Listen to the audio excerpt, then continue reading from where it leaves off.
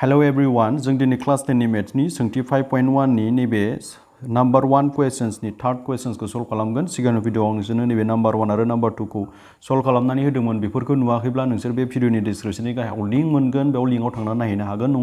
नङाब्ला नोंसोरो नैबे खनानि आई बाटनाव थां, बे आई बाटनाव थांनानैबो नायहैनो हागोन। अके, स' नायलांदो 5.1 नि नैबे थार्ड क्वेश्चनखौ जों बोरै सल्व खालामगोन। जेबो गोरा गैया, सिगांनि बायदिनो नम्बर 1 आरो नम्बर 2 खौ जों जेरैबायदि सल्व खालामदोंमोन जों बेबायदिनो सल्व खालामगोन बेखौ। होमबा नायनि जों थार्ड क्वेश्चन्सआव मा दङ। अके, बर' मिडियामनि कुइसन्सखौ आं सिगाङावनो फरायना होग्रोगोन, बिनि उनावहाय जों इंलिश मिडियामनि कुइसन्सखौ नायगोन। मानो होनबा बे भिडिअ मोनसेयाव नोंसोरो इंलिश मिडियामाव फरायनाय बा बर' मिडियामाव फरायनाय, बर' फरायसाफोरनि थाखाय बानायनाय जादों। ओंखायनो आं मोन्नैबो कुइसन्सखौ नोंसोरनो खोन्थानो हागोन। अके, नायलां। गंसे दैखर वेल मोनफ्रोमबो मिटार जावनायनि उनाव जावनायनि बेसेन जेब्ला गिबि मिटारनि थाखाय बिनि बेसेना 150 रां आरो मोनफ्रोम उननि मिटारनि थाखाय 50 रां। माने मोनसे दैखर जावदोंनो आरो नोंस्रा न'खराव जेरै दैखर जावो बेबायदि दैखर जावनायनिथ' मोनसे चार्ज थाखागोन, मोनसे रां होखानांगोन नोङो जावग्राफोरनो। फार्स्टआव मा होनो 1 मिटार जावनायाव, फार्स्ट 1 मिटार जावनायाव नोङो 150 रां होनांगोन, 150 रां होनांगोन। बिनि उनावहाय नोङो होद आं 1 मिटार जावबावनोसै होननानै माने 2 मिटार जावबावनोसै होनना बुङोब्ला आरो बिदिनो 50 थाखा होनांगोन। आरो नों 1 मिटार जावदेरबावबा 50 थाखा। माने मिटारसेनि बेसेना बेसे जालांबाय थागोन, 50 थाखा 50 थाखा 50 थाखा प्लास जालांबाय थागोन आरो। ओमफ्राय इंलिश मिडियाम कुइसन्सखौ नाय। Number 3 day, the cost of digging a well after every meter of digging when it costs rupees 150 for the first meter and rises by rupees 50 for each subsequent meter. Okay? होमबा जोंहा AP नंगौना नङा जों बेखौ नायनांगौनो। अके, AP नंगौना नङा जों बेखौ नायगोन। आंनिबाथ' AP खा बियो, मानो AP नङा जानो, AP खा अलरेडि आं नुहुरखाबाय। स' जोंनो मा होनाय दङ, गिबि 1 मिटार जावनायनि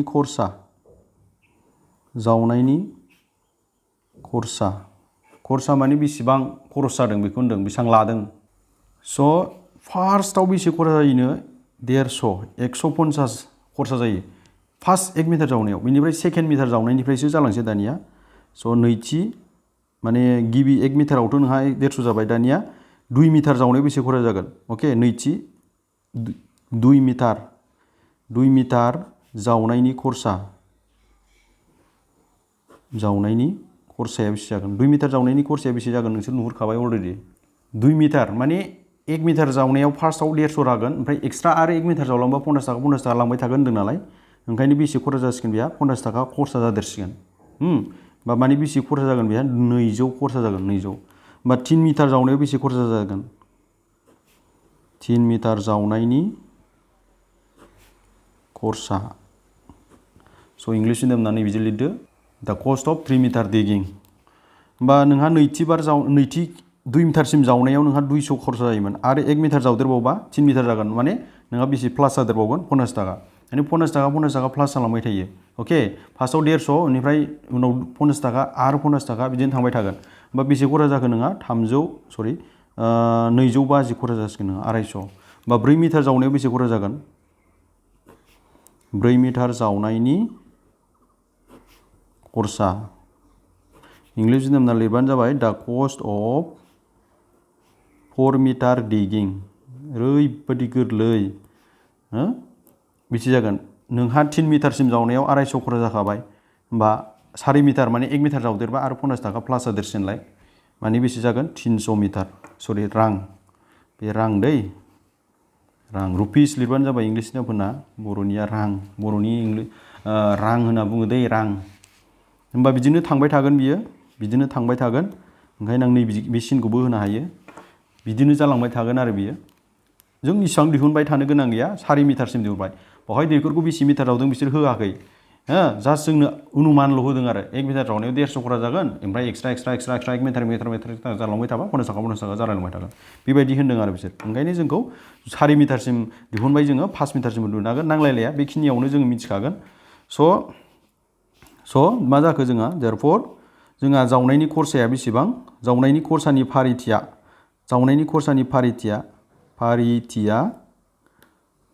फारिथिया जायखौ जोङो सिरिस होनना बुंगोन, सिरिस इंलिसाव। फारिथिया मा जाखो जोंहा, फार्स्टआव 150 रां, अके, नै 150, उनावहाय 200, बिनि उनावहाय नेक्स्ट 3 मिटार जावनायाव बेसे खरसा जागोन 250, नेक्स्ट 4 मिटार जावनायाव 300 खरसा जागोन बिदिनो थांबाय थागोन 5 मिटार जावोबा नोंहा 350 जासिगौमोन आरो 6 मिटार जावोबा नोंहा 400 रां जासिगौमोन खरसाया बिदिनो थांबाय थागोन होमबा दानिया जोंहा बे जाबाय सिरिज बे फारिथिया जोंहा सानलुलि जौगाथियाव दंना गैया अर्थात एपि नंगौना नङा जों बेखौ नागिरनांगौनो होमबा नायसै बिनि थाखाय जों दि दिहुननांगौ दि माने कमन डिफारेन्स सेथि बिदाबखौ नैथि बिदाबनि सेथि बिदाबखौ नैथि बिदाबनिफ्राय गारहर होमबा 200निफ्राय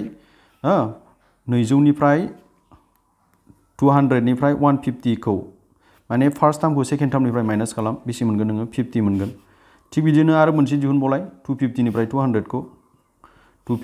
200 खौ माइनास खालाम नों मा मोनगोन 50 मोनगोन आरो बिदिनो 4निफ्राय 3खौ 4 टार्मसनिफ्राय 3 टार्मसखौ माइनास खालाम 300 मोन 4 टार्मसआव 300 3 टार्मसआव बेसेबांमोन 250 मोन होमबा नों गासैयावबो 50 मोनबाय बिदिनो थांबाय थागोन बियो जेरावबो 50 आनो जालांबाय थाखागोन कमन डिफारेन्सआ एखे जाबाय नोंहा नै आगोसार फारागथिया जेरावबो 50 जेब्ला आगोसार फारागथिया एखे जायो मोनसे सिरिजआव मोनसे फारिथियाव अब्ला जों बेखौ मा होनना बुङो सानलुलि जौगाथिनि फारिथि होनना बुङो ओंखायनो जों लिरनो हासिगोन लास्टआव देयरफर होनाय थासारिया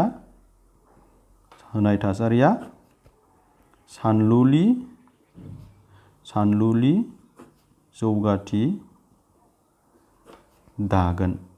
दानायाव मदद होगोन बा दागोन given condition